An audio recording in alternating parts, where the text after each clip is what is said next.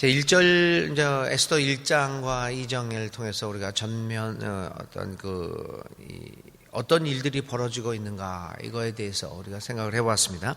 이제 에스더 3장은 하만이라는 사람이 등장을 해서 그 하만을 통하여 당시에 페르시아에 있었던 유대 민족들이 어떤 위험을 겪게 되는가라고 하는 사건의 서두를 이야기를 하고 있습니다. 어느 날 아하수에로 왕은 하만이라고 하는 사람을 등용합니다.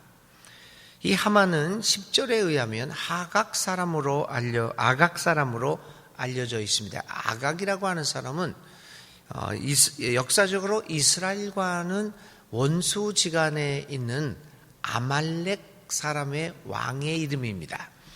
다시 말하면 아주 묘한 역사의 사건들이 이렇게 서로 이렇게 접촉된다고 할까요? 이렇게 서로 이제 이렇게 만나고 있습니다.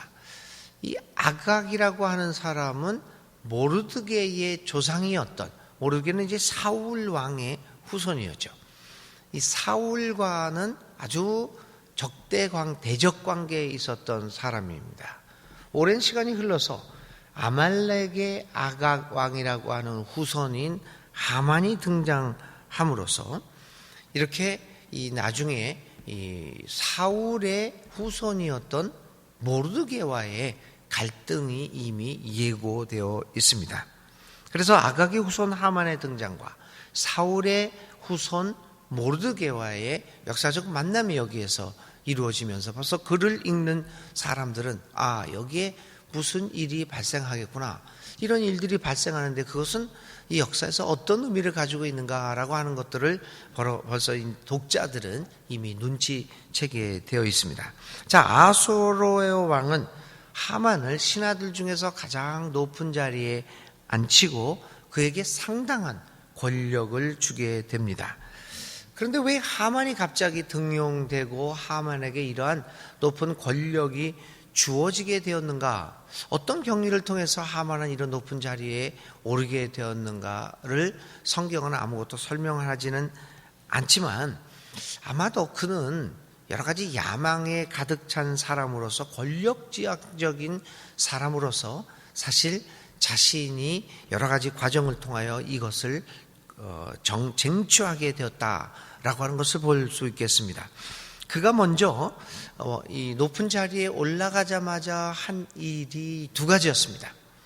왕에게 물론 이제 그 전에 일이 있었지만은 그에게 절을 하지 않는 모든 사람에게 벌을 내리는, 그러니까 왕 바로 밑에서 자기가 권력을 가진 사람이라고 하는 것을 모든 사람에게 과시하고 싶은 그러한 행동을 하게 됩니다.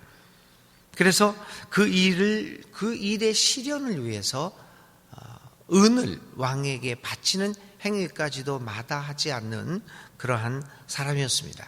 그런 9절 이하의 기록들을 살펴보면서 이 사람이 굉장히 권력지향적인 사람이었다. 어떤 권력의 자리를 차지하기 위하여 여러 가지 일들을 하고 또 그 권력의 자리를 차지했을 때 그는 또 권력을 과시하려고 하는 사람이었으며 틀림없다라고 하는 것을 볼 수가 있습니다. 이 은 1달란트라고 하는 양은 굉장히 막대한 양입니다. 1만 달란트는 우리의 이 무게로 얘기하면 약 375톤에 달하는 은을 왕에게 바치게 됩니다. 이렇게 그는 갖은 수단을 다하여 왕의 마음에 들었고 왕의 총애를 받아 권력의 정점에 섰던 사람들입니다. 이런 사람들에게 찾을 수 있는 것은 권력을 유지하고 또 그 힘을 자기를 위하여 사사롭게 사용하는 모습들일 것입니다. 이 하만이라는 사람은 그러한 권력지향적인 사람의 아주 특징적인 인물이라고 볼 수 있습니다. 예수님은 하만과 같은 권력 중심의 사람들과는 전혀 다른 모양의 삶을 사신 분입니다. 예수님은 오히려 하만처럼 권력을 취하려 하지 않고 오히려 갖고 있던 힘마저도 내려놓으신 분입니다. 그렇게 함으로써 가장 별 볼 일 없는 가난한 사람들을 섬기기 위하여 이 땅으로 오신 사람입니다. 그러한 하나님 자체이십니다. 예수님은 오늘 에스더에 나타나고 있는 이 하만이라고 하는 권력 중심의 사람들과는 대척점에 있는 분이 아닐 수 없습니다. 이러한 예수님을 따르고자 하는 우리들에게 가끔, 아니 많은 경우에 하만과 같은 모습이 나타납니다.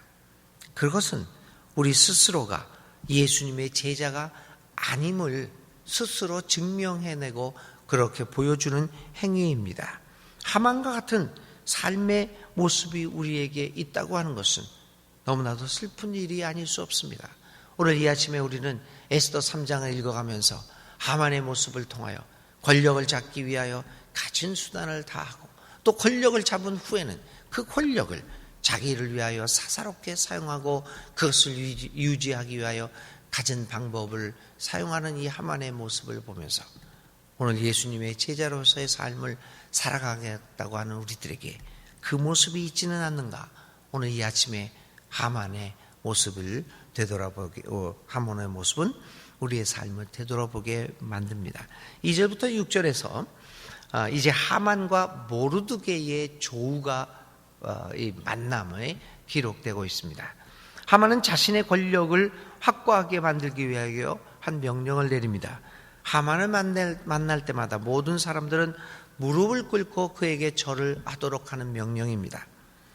어찌 보면 이 같은 명령은 반역죄에 해당하기도 하지만 하만은 교묘한 방법으로 왕의 감시의 눈을 따돌리고 자신이 가진 권력을 마음껏 향유하려고 합니다. 교활한 하만은 이렇게 함으로써 모든 사람들 위해 군림하고자 하는 자신의 욕망을 그대로 드러내고 있습니다. 그런데 모르드게는 이 같은 명령을 순종하지 않습니다. 그 명령이 있음을 알고도 복종하지 않습니다. 마치 그것은 후에 다니엘의 세 친구들이 그 명령을 알고도 왕에게 절을 하지 않았던 일과 다 일맥상통되는 일들이지요. 모르드게는 오직 하나님에게만 경의를 표하는 것으로 알고 있었습니다. 다른 어떤 것을 섬기지 않고 오직 하나님만을 섬긴다고 하는 것을 그는 확신하고 있었습니다. 그리고 아무리 잘해야 아하수에로 왕에게만 경의를 표할 수 있다. 그것이 도리라고 그는 굳게 믿고 있었습니다. 모르드게는 이런 신념을 가지고 하만에게 경의를 표하지 않습니다. 굽힐 줄 모르는 모르드게의 이 모습은 하만의 심기를 불편하게 만들고 그리고 그를 제거하는 것이 자신의 권력을 유지하는 데 가장 필요한 것으로 생각하였습니다. 그뿐만 아니라 하만은 모르드게가 속한 모든 유대 민족 전체를 불편하게 생각하였고 그래서 그는 이 기회에 모르드게를 비롯한 유대인 전체 자신의 권력을 위협할 수 있는 모든 가능성들을 제거할 음모를 꾸미게 됩니다. 그런데 우리는 이 하만과 모르드게의 만남을 통해서 또 이 하만이 이러한 음모를 꾸미게 되는 그런 흉측한 사람인데 이러한 모습을 보면서 고개를 갸우뚱거리지 없습니다. 자, 여러분 2장에서 에스더 2장에서 모르드게는 어떤 사람으로 등장합니까? 왕의 목숨을 구한 사람입니다. 하만은 왕을 위하여 큰 공헌을 세운 기록이 없는 사람입니다. 그럼에도 불구하고 왜 모르드게의 공은 잊혀졌고 아무것도 한 일이 없는 하만은 왕의 총애를 받았을 뿐만 아니라 결국에는 권력의 정점에 이르게 되었느냐라고 하는 것입니다. 왜 이렇게 됐을까? 이 모르드게 우리가 이렇게 살펴보면 당연히 나는 모르드게가 나의 목숨을 구했으니 모르드게를 더 편에까지는 아니라도 더 귀하게 여겼을 법한데 왜 왕은 하만을 등용하게 되었을까? 여러 가지로 생각할 수 있겠지만 저는 다시 한번 이 아하수에로의 왕의 모습을 보면서 여러분 어떤 인간의 판단이라도 얼마나 우리들이 근시안적인 어리석은 판단을 하는 존재라고 하는 것을 우리에게 여실히 보여주고 있습니다. 뻔한 일인 것 같은데 왜 하만을 우리는 선택하는 것일까? 우리는 어떻게 분별력을 가지며 살아갈 수 있을까? 이 역사의 기록인 에스더의 기록을 보면서 우리는 하나님 앞에 다시 한번 생각해 보지 않을 수 없습니다. 결국 믿음이라고 하는 것은 분별력을 갖게 하는 것 아니겠습니까? 믿음이 깊어진다고 하는 것은 예수의 복음이 무엇이고 하나님을 따른다고 하는 것, 하나님을 믿는다고 하는 것이 무엇인가를 분별하게 만드는 능력이 아닐까요? 믿음이 없는 사람들, 깊은 믿음의 경험이 없는 사람들은 뻔히 눈앞에 보면서도 하만을 선택합니다. 우리는 믿는 사람이라고 하면서 왜 날마다 하나님 아닌 어떤 것들을 선택하면서 그것을 가지고 내가 하나님을 믿고 있다고 이야기를 하고 있는 것입니까? 아수르의 왕처럼 우리는 믿음의 분별력이 없는 것이 아닐까요? 우리는 어떻게 분별력을 가지고 살아갈 수 있을까? 두 번째는 무엇이 아수르의 왕의 판단을 이렇게 흐리게 만들었을까라고 하는 문제입니다. 여러 가지 문제가 있지만 10절에 보면 우리는 어느 정도 짐작을 하고 있습니다. 할 수 있습니다. 10절에서 하만은 모르드게를 비롯한 유대인들을 전멸시키기 위한 명령을 수행하고자 왕의 제가를 받으려고 합니다. 그때 왕에게 헌물을 바칩니다. 막대한 양의 제물, 아까도 말씀드린 것처럼 375톤에 달하는 막대한 은을 왕에게 바칩니다. 왕은 별다른 생각 없이 그렇게 자기에게 그 막대한 양의 제물을 드리는 이 하만의 모습을 보면서 별다른 판단을 하지 않고 그대로 받아들입니다. 인간의 마음과 눈이 얼마나 물질에 의해서 이 주변 상황에 의해서 흔들려지는가, 이러한 것들이 오늘 우리들의 역사를 왜곡되게 만들어 가고 있습니다. 누가 이러한 어리석음과 물욕으로부터 자유롭게 되어 하나님의 뜻을 분별하며 살아갈 수 있을까? 이러한 것들이 바로 오늘 예수님 안에서 예수님이 가진 길을 따라 걸으면서 늘 예수의 눈으로 보고 예수님의 마음으로 느끼고 예수님의 머리로 판단하고 예수님의 손과 발로 실천하는 일을 꾸준히 해야 한다는 그러한 당위성을 우리에게 주고 있습니다. 우리는 어떻게 올바른 판단과 행동을 할 수 있을까요?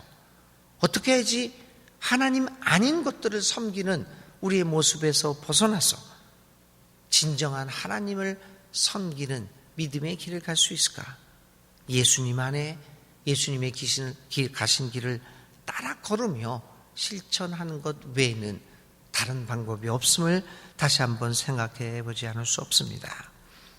우리는 올바른 판단력과 행동을 가지고 얼마나 살아갈 수 있을까?